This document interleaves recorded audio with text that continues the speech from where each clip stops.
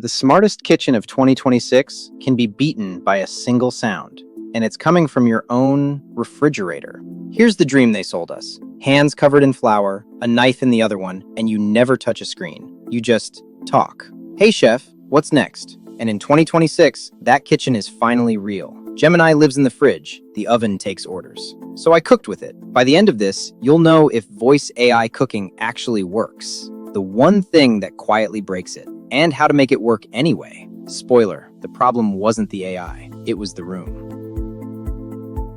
Let's start with how real this got. At CES 2026, Samsung put Google Gemini inside a refrigerator. The first time Gemini has ever shipped in a home appliance. You stand at the fridge, ask for a recipe, and it walks you through it out loud. One of their execs called 2026 the kitchen's tipping point, and the money agrees. The voice appliance market was $20 billion in 2024. It's headed for $70 billion by 2032. This isn't a concept video anymore. It rolled out to US kitchens last month.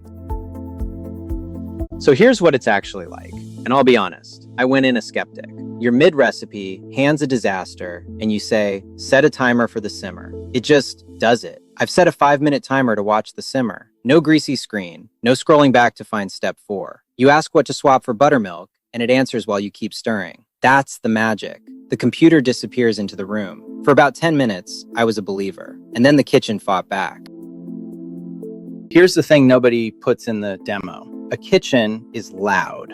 The fridge hums, the exhaust fan roars, the dishwasher kicks on, and all that low rumble masks your voice. Studies find noise can drop comprehension by up to 30%. So the assistant turns its hearing up to compensate, and now it wakes at everything. The cooking show on the TV says, "Hey Google," and your oven perks up. My favorite part? The single biggest source of noise drowning out the fridge's assistant is the fridge. And it gets more human than that. It still trips on accents, put 2 people in the kitchen talking at once, a kitchen, and it falls apart. The brochures all say it just works. The data says the noisy kitchen is exactly where it works least. Now, the numbers look great on paper. 92% of commands understood, 86% of questions answered, 2.5 seconds to reply. But flip it around, that's 1 miss in 7, while you've got a knife in your hand and oil getting hot. So you'd think, just build a smarter AI, right? That's the trap.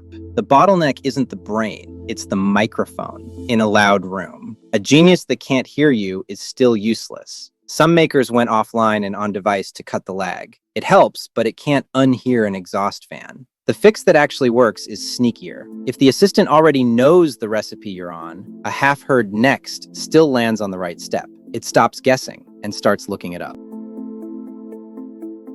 So, does it actually work?